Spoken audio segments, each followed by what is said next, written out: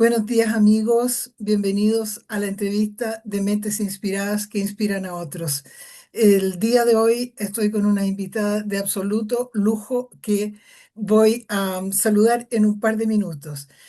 Se trata de la maravillosa y conocida Magdalena Mervilá, una mujer espectacular, brillante, lúcida, inteligente y yo me atrevo a decir la mujer más culta que hay en nuestro país. Para mí es un gusto y un honor entrevistarla.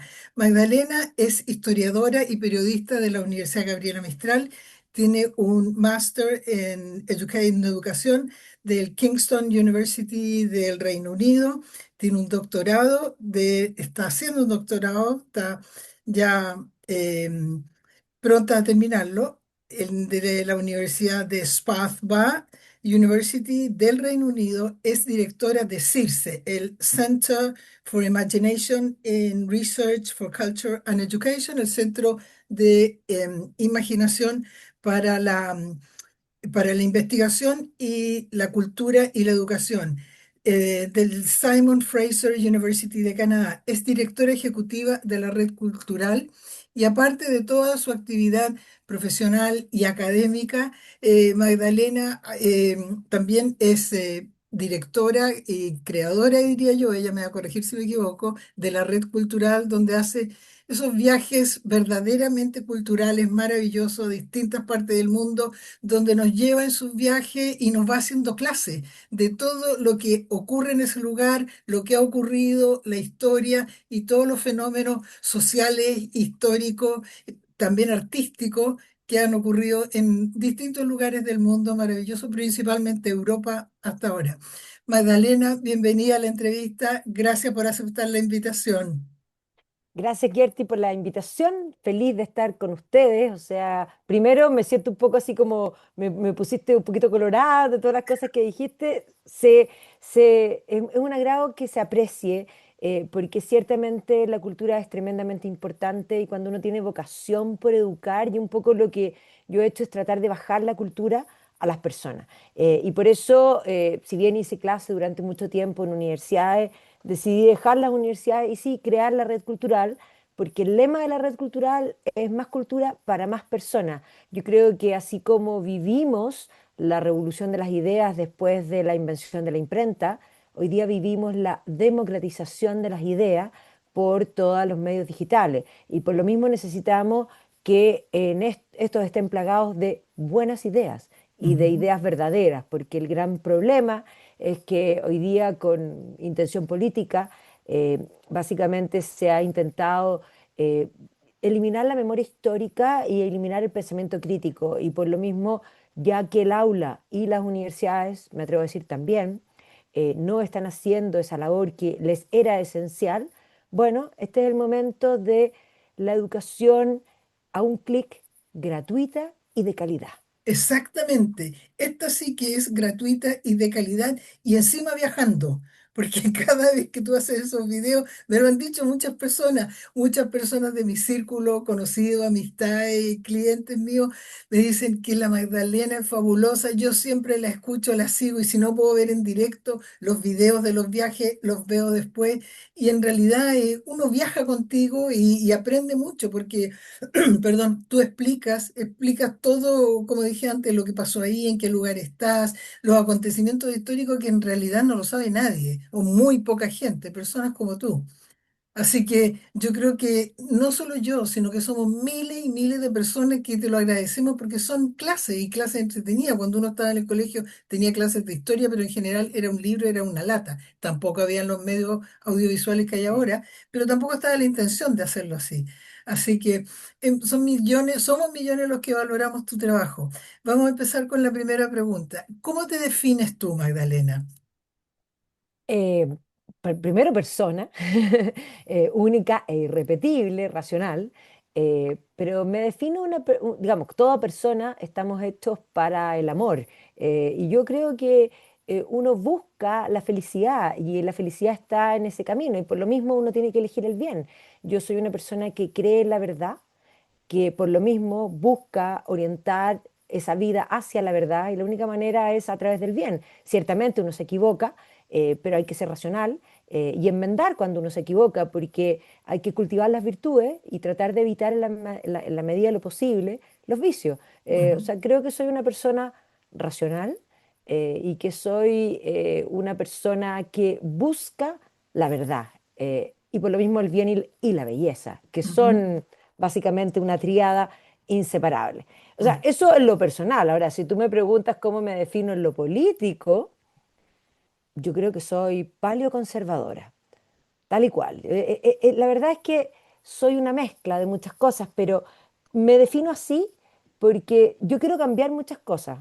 Lo tengo clarísimo que hay que cambiar muchas cosas. Pero así como quiero cambiar muchas cosas y las tengo claras, tengo aún más claro que no hay que cambiar y que no debe nunca cambiar y por qué no ujú, debe cambiar. Por lo tanto, debe haber algo que permanezca para que como sociedad y como cultura cristiano occidental nos identifiquemos. Y en ese sentido, creo que más que nunca hay que ser valiente y decirse, soy conservadora, a mucha honra, y sí, creo inmensamente en la libertad, porque no son incompatibles, todo lo contrario. La tradición es la democracia de los muertos y por lo tanto me defino inmensamente democrática y por lo mismo respeto la tradición, el pasado y todos los que hicieron de este país y de este mundo y de esta cultura occidental lo que hoy somos y por lo tanto y pretender refundar me parece que está cimentado en el peor de los vicios, en el peor de los pecados, que es la soberbia. ujú, Y por lo mismo eso hay que evitarlo. Y en un acto de humildad uno tiene que comprender que hay ciertas cosas que están ahí y que deben permanecer ahí. ujú. ¿Hace cuánto tiempo tú te dedicas fundamentalmente a la difusión y yo me atrevería a decir la pedagogía cultural? Muchísimos años. Yo partí siendo ayudante de un profesor que murió este año, un gran maestro, don Julio Retamal Faveró, y por lo tanto, desde el comienzo de mis estudios, bueno, fui ayudante antes de él, de René Millar Carvacho, en todo lo que era descubrimiento y conquista de América, y posteriormente don Julio en todo lo que es historia europea. Y por lo tanto, partí haciendo clase como ayudante muy temprano. Y siempre tuve el don de poder hacer bien clases porque yo siempre tuve el don de comunicar. Mm. Probablemente yo nací para las tablas. A mí los escenarios me encantan. Yo habría sido excelente rockera, porque además soy súper rockera, y me habría encantado tocar un instrumento y tener un estadio lleno. Ayer estuve en el concierto de Oasis y de Richard Ashcroft, ¡Qué que fue el maravilla! telonero, y la verdad es que yo gozo, la gente no se imagina cuán rockera yo soy. Fui DJ, chica, y Mira. por lo tanto, a mí, digamos, el público me encanta. Y por lo mismo, yo como de alguna manera combiné las dos cosas, las comunicaciones, la facilidad de comunicar, la no animadversión para con los escenarios y para con las cámaras, porque hay gente que le ponen una cámara al frente y se pone muy nerviosa, Mm, y es súper entendible, pero a mí me encantan las cámaras. O sea, a mí me encantan las luces, yo no tengo problema de bailar en público, o sea, todas esas cosas. Y por eso creo que la personalidad, que tal vez se explica, porque yo soy mitad argentina, mi padre era mm. argentino, y los argentinos tienen un modo de ser muy distinto a los Sí. chilenos, no tienen esa vergüenza, yo no tengo vergüenza, yo hablo bien dos idiomas, en fondo castellano, por supuesto, e inglés, pero hablo más o menos francés, italiano, alemán, pero la verdad es que me poní un par de días en Portugal y estoy hablando portugués y no tengo ningún problema. No me da vergüenza no hacerlo exactamente o perfecto. Ujú, Creo que hay que atreverse, o sea, me hago entender, entiendo más de lo que puedo hablar, porque yo estuve en un colegio alemán, eh, pero claro, nunca más hablé alemán en mi vida, pero cuando yo voy o he estado en Alemania, les entiendo. ujú. Mi problema es hablar, o sea, como floja que uno a veces Sí. se pone, uno va y les dice, ¿Do you speak English? Y te dicen, no, y por lo tanto he hecho el esfuerzo y he terminado diciendo lo que quiero decir. En el fondo, claro, yo aprendí inglés después, pero el alemán fue la base para aprender inglés. Pero a lo que voy es que no tengo vergüenza. El gran tema es que la gente, más bien la educación, comete un error muy profundo. Eh, no les enseñan a las personas que equivocarse es parte del proceso. y que no hacerlo perfecto no necesariamente es algo malo, sino que al contrario, es algo bueno. La gente no se atreve por una vergüenza al otro. Yo en ese sentido no tengo mucha vergüenza, y la verdad es que creo que eso ha ayudado a lo que es en el fondo, el transmitir históricamente. O sea, imagínate, no sé, cuando hacíamos el documental del 13C, me acuerdo una vez estábamos en junio en Roma grabando en la Vía Apia, y o sea, ya no podíamos estar más transpirada y más angostosa, y tú decís, cualquier otra persona habría estado preocupada del polvo y de que no se vea mal. La verdad es que cuando estáis ahí a mí me da lo mismo, o sea, yo cuando hago los vivos y me pongo la cámara así encima, Sí. porque además yo no tengo mucha tecnología y tampoco tengo asistente ni nada, sino que todo lo hacemos, lo hago yo, directo. Pero básicamente no tengo esa cosa de que uno está preocupado de qué van a decir. Mm. La verdad es que me importa tres pepinos lo que vayan a decir. Yo digo lo que creo y creo que eso es bien espontáneo y hay gente que lo valora. Sí, la espontaneidad se nota y se transmite. Tú tienes talento lingüístico y aparte una capacidad de convocatoria eh, realmente notable. Y bueno, todo eso se nota también en las conferencias tuyas, que independiente de la cantidad de gente, que siempre hay mucha, no vuela una mosca, porque la gente, porque uno está muy interesado. Otra pregunta, si pudiéramos en la imaginación, si tú pudieras volver atrás y te pudieras darle un consejo a la Magdalena de 21 años, ¿qué le dirías? Em, lo primero que le diría es no te abrumes por querer hacer muchas cosas. Sé que todos te dicen que hay que focalizarse. No te enfoques. Hay que hacer muchas cosas y muy diversas, porque Ujú. solo si haces cosas diversas vas a poder comprender el mundo. Cuando tengas sobre 50 vas a mirar hacia atrás y vas a decir, qué bueno que no me enfoqué. Y yo le daría ese consejo no solo a la Magdalena, se lo daría también a muchos jóvenes que creen que cuando eligen una carrera están eligiendo el futuro de su vida, que es lo que Mm. van a hacer siempre.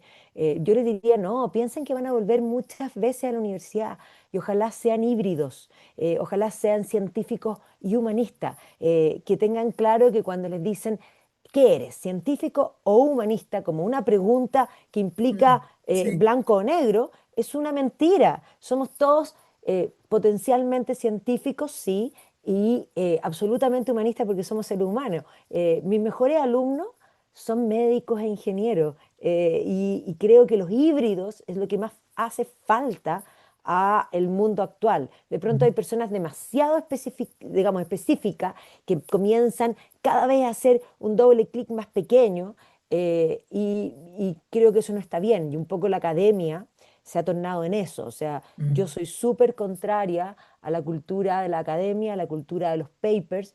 Creo que los historiadores están dedicados a escribir cosas cada vez más específicas para ganarse los puntos, de temas que en realidad no tienen ningún interés para nadie y se citan entre ellos para poder de alguna manera y terminan encerrándose en este mundo de claustro, hablando cada vez más difícil. Sí, El otro sí. consejo que yo le diría, habla siempre en fácil, Mm. porque solo habla en fácil quien realmente entiende.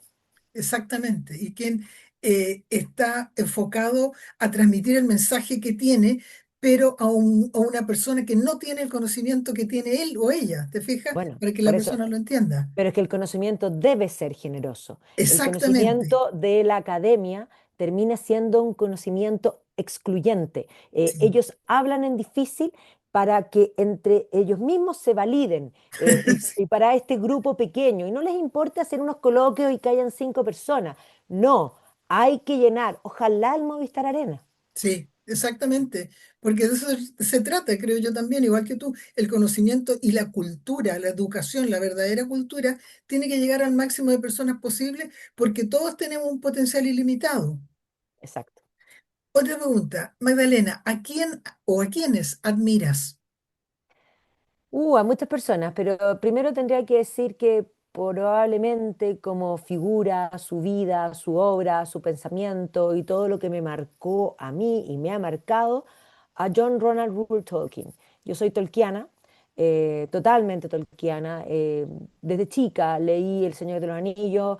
Primero fui tolkiana como un poco fanática, de las que se leyó El Señor de los Anillos y luego se compró todos los libros, todos los ensayos y consumió Tolkien. Pero posteriormente vino un momento más reflexivo en el cual comencé a leer a aquellos que habían inspirado Tolkien, y un poco hice, pero Tolkien hizo un camino para mí y por lo tanto terminé, porque cuando yo estudié historia yo siempre amaba el mundo medieval.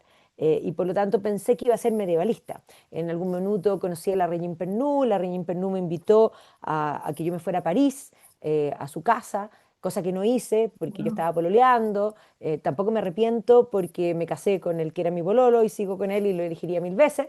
Y por lo tanto los caminos que uno va tomando se van armando de un modo distinto, pero a través de Tolkien, obviamente reforcé la Edad Media, pero me fui metiendo en el siglo XIX y básicamente el camino historiográfico que yo he hecho va muy de la mano con él. Y por supuesto, bueno, obviamente también con los cursos que estaba haciendo, que me implicaba leer otras cosas. O sea, yo agradezco que en la vida, y por eso ahí yo, a ver, yo he tenido, ese es un personaje que ha marcado mi vida. Y yo he tenido tres maestros que han sido parte de mi orientación, y obviamente que para que alguien tú califiques de maestro, tiene que haber una admiración. No puede haber un maestro que no sea admirable o Claro, admirado, ¿ya? sí. El primero, don Julio Retamal Faveró, que en paz descanse, un hombre cultísimo, que me permitió abrirme a ver la larga duración y la cultura europea, básicamente la cultura cristiana occidental, con quien hice clase durante mucho tiempo y quien marcó la línea que yo iba a trabajar. Por otro lado, Kieran Egan, que también en paz descanse, que murió durante la pandemia, un irlandés que vivía en Canadá y que se dedicaba a la educación imaginativa, él estudió filosofía, historia y luego se metió en la educación, y por lo Ujú. tanto ahí hubo una especie de espejo con gran admiración, de que trabajamos juntos durante mucho tiempo, y por eso yo estoy en el CIRSE, soy parte de ese grupo. Un hombre sabio pero generoso, un hombre sencillo, como son todos los sabios, ¿ya? Y por lo tanto, cuando no son sabios, son los que se creen tapón del océano. No, un hombre sencillo, extraordinario, generoso. Y el tercero, gran amigo, es Joseph Pearce, que es un biógrafo de autores de literatura, autores británicos, Ujú. y que era el biógrafo de Tolkien, uno de los tantos biógrafos de Tolkien, pero no solo de Tolkien, de C.S. Lewis, de Oscar Wilde, de Chesterton, en fin, pero también uno de los hombres que entrevistó a Solzhenitsyn, un hombre, y que a mí se me ocurrió mandarle un mail un día, porque yo lo quería traer a Chile por un tema tolkiano, y lo traje. Y de ahí vino muchas veces a Chile, y nos hicimos grandes, grandes, grandes amigos. Durante la pandemia, a mí se me ocurrió llamarlo y ofrecer cursos online con él, y tuve el desafío debido a que nosotros siempre tenemos un presupuesto muy limitado, nosotros hacemos todo un poco así como circo romántico. Yo dije, ya, no importa, yo hago traducción simultánea. Y la verdad es que tengo que agradecerle el conocimiento, porque es un hombre sabio, sabio, sabio. Sus clases son extraordinarias, o sea, un poema. Además, yo al hacer la traducción simultánea, no solo le manejaba el Zoom, sino que me obligaba a tener que estar en la clase y estar atenta. Y claro, amplié enormemente mis conocimientos, mis visiones, porque él tiene una visión de la verdad, el bien y la belleza, de una profundidad increíble. Él es un converso católico y los conversos tienen una fuerza muy particular. Pero además mejoró mi inglés cantidad, porque yo nunca pensé que podía hacer traducción simultánea, y cuando digo simultánea, mientras él hablaba, yo hablaba encima. Y obviamente que eso mejoró muchísimo. Bueno, mi listening es perfecto, pero a veces yo no, cuando hablo puedo cometer algunos errores gramaticales, pero me hago entender bien. Y sí, bueno, uno termina siendo con un acento más británico, porque, bueno, yo trabajo con el mundo británico más que con el americano. Ujú. Bueno, te voy a preguntar algo que en parte ya me lo respondiste. ¿Por qué tú te dedicas fundamentalmente a la red cultural y toda la entrega cultural que tú haces de tu trabajo? A ver, yo creo que la red cultural, como tantas cosas, es lo que se produce. Y cuando digo se produce, yo soy una ferviente creyente, en particular de como diríamos, bueno, tal igual, la providencia divina, las Ujú. diosidencias. ¿ya? Tal y cual, o sea, ya acabo de explicarte que yo básicamente eh, queriendo hacer algo por Tolkien, para Tolkien, contacté a Joseph, que terminó siendo una clave en mi vida. Pero por otro lado, en un minuto, cuando yo estaba dedicada a la historia, llegó, me acuerdo, a la universidad en esa época una inglesa que venía para la Facultad de Educación. Pero resulta que como nadie hablaba muy bien inglés, me la enchufaron a mí, po. Y resulta que Cynthia Jones era una mujer extraordinaria que me dice, bueno, ¿y por qué no haces el magíster en educación? Y yo le digo, ¿en educación? ¿Yo? No, yo no tengo nada que ver. Entonces me dice, no, pero propone un tema. Y bueno, yo como yo trabajo mucho, como yo soy tolkiana, yo tengo todo un tema con los mitos, con las leyendas, con los cuentos, y por lo tanto, si tú miras mi biblioteca, toda la parte de allá es el mundo básicamente mítico, de mitos, leyendas, la leyenda artúrica, el mundo celta, o sea, todo ese tema por ese lado. Después viene la biblioteca medieval, después está la parte tolkiana y después está el siglo XIX, o sea, está ordenado por una cosa bien, bien especial. Bueno, entonces propuso un tema de los cuentos de hadas y un profesor de la Universidad de Kingston, de literatura, le gustó mi propuesta y decidió que aceptaba para que yo hiciera la tesis. ¡Wow! Dije yo. Entonces, bueno, por casualidad, terminé en educación. Y entonces leyendo varias cosas, llegaba, daba una vuelta a un libro y llegaba Kieran Egan. Por otro lado, Kieran Egan. Por otro lado, Kieran Egan.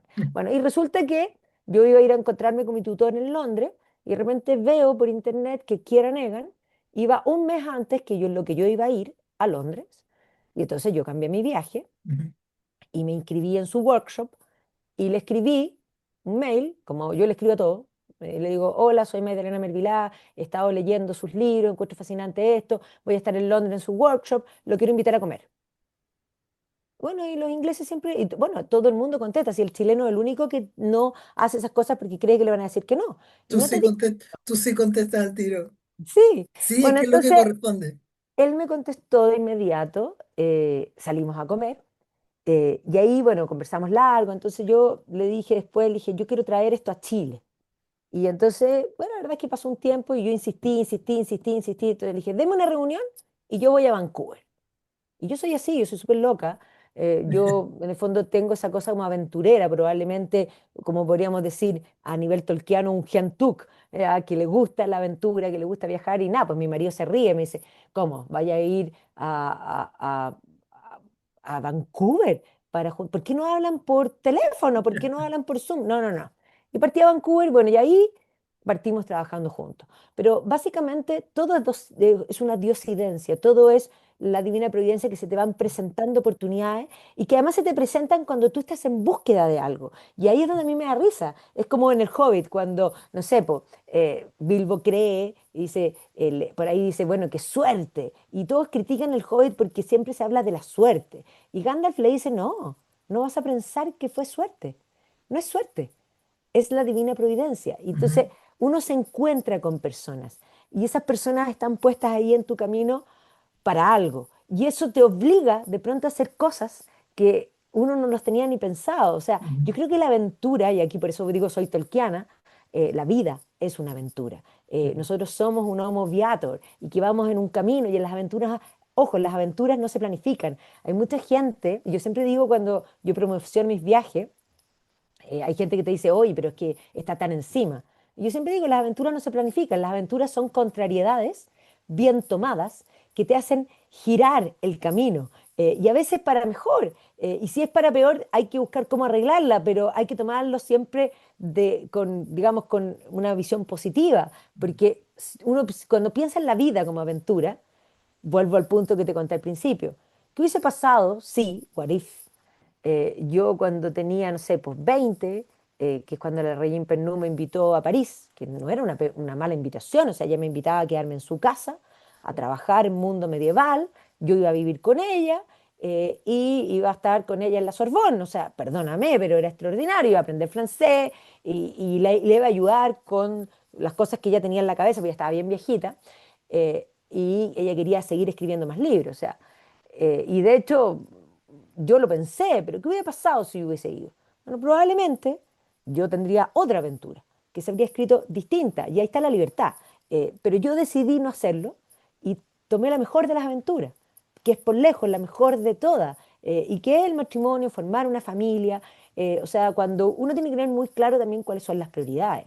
Y Ujú, ciertamente, cuando uno decide por el matrimonio, uno renuncia a muchas cosas, no porque básicamente uno sea tonto, sino que, ni que porque sea esclavo, sino que porque uno es inmensamente libre. Y la libertad implica decir que no más veces que sí, y el amor implica renunciar y estar dispuesto a muchas cosas por el otro. Y por lo tanto, cuando uno comprende que eso es así, bueno, la renuncia resulta fascinante también.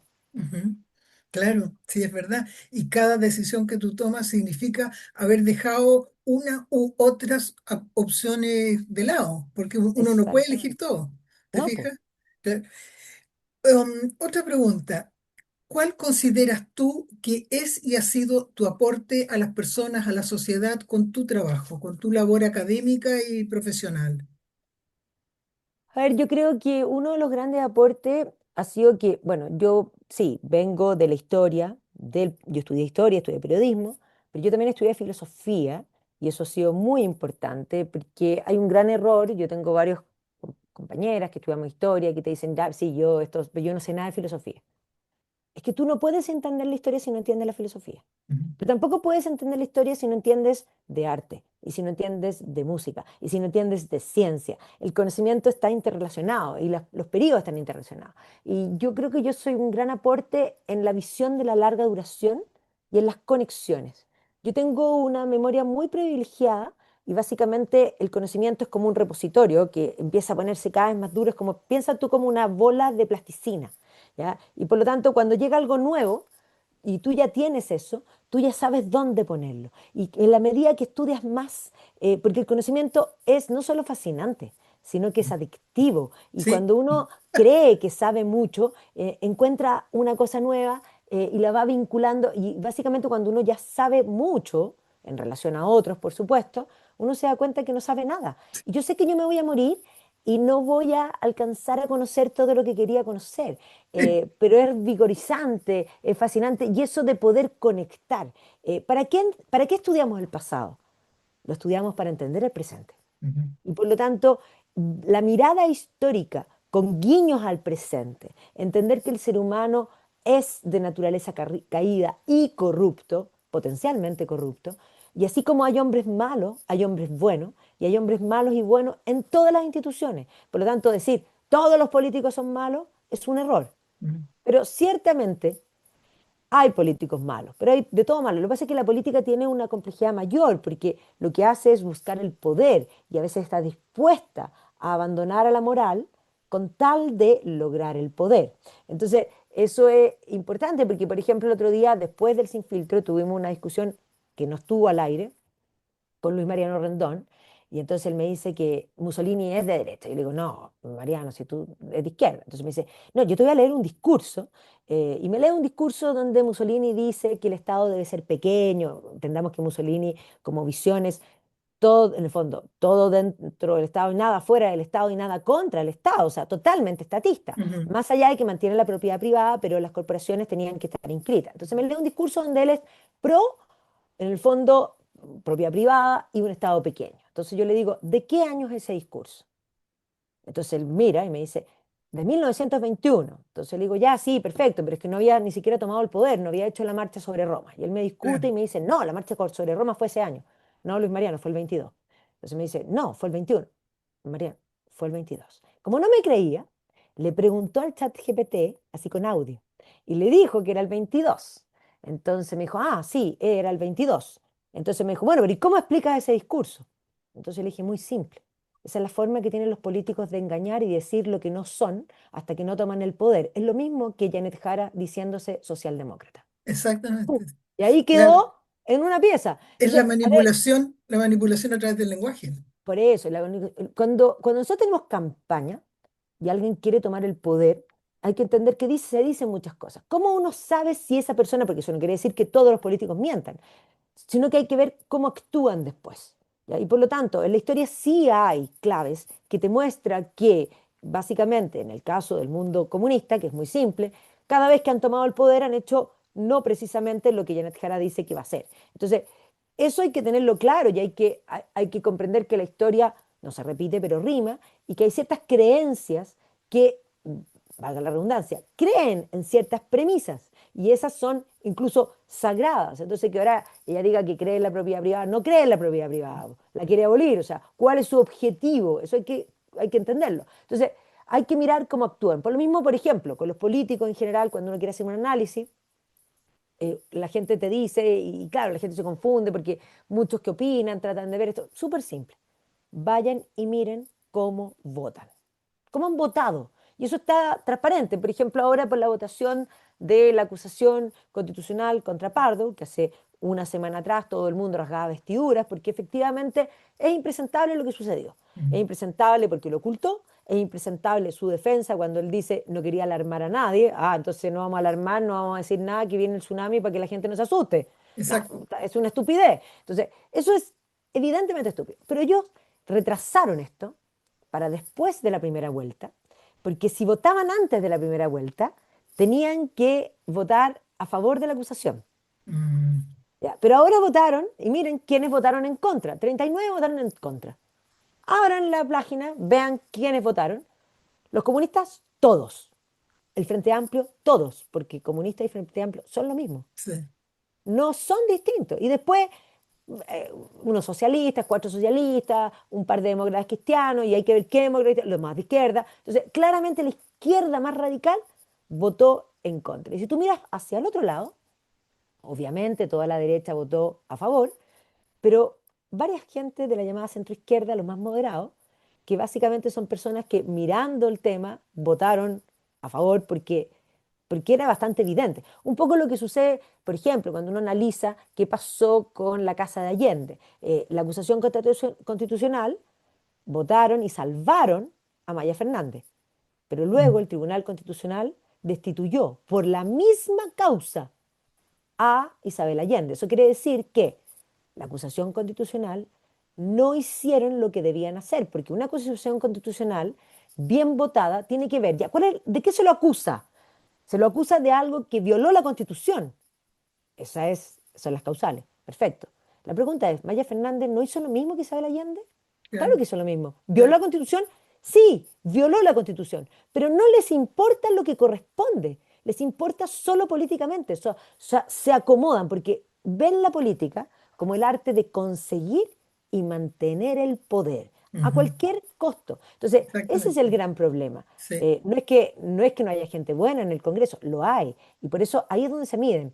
Aquellos que ahora, siendo de izquierda, votaron en el fondo a favor de la acusación, al menos yo puse que, o sea, piensa tú que Dios estaba dispuesto a salvar a Sodoma y Gomorra con que hubiera uno bueno. Mm. Bueno, yo creo que esa es una gran esperanza. Sí. Hubo varios que estuvieron dispuestos a ir en contra de probablemente la orden política.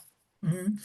Magdalena, nos quedan un par de minutos y te quiero agradecer haber aceptado la invitación, conversar con nosotros y poder entregar toda esta valiosa información a muchas más personas. Y quiero que para las pocas personas que yo creo que no te conocen, porque tú eres muy conocida, bueno, tal vez en otros países, que nos digas cuáles son tus redes, dónde las personas te pueden encontrar, dónde te pueden ubicar en Instagram o en Internet. Las Sí. vamos a dejar escritas. Ya, lo primero, recomendarles el canal de YouTube que se llama Magdalena Mervilá, pero también Red Cultural, ¿Ok? porque ahí hay mucho material gratuito que yo libero todas mis clases. Y lo he hecho siempre, no tengo ningún problema, las regalo. Y por lo tanto, si quieren saber de distintos temas, tienen clases completas. Y además, como las cuento, bastante entretenidos, si no me están viendo, porque tienen buenas imágenes y estoy yo típico en Zoom arriba, em, pueden escucharlo como podcast y funciona bastante bien. Ya, Bien, de hecho, los vamos a hacer podcast, pero no lo he hecho porque quiero subir a Spotify, pero no tengo todavía. Estoy en Instagram, donde sí pongo hartos contenidos, como M. Mervilá, pero también como Red Cultural. Red Cultural pone lo mismo que yo, excepto las cosas más personales. ok, Las cosas políticas obviamente no están en Red Cultural.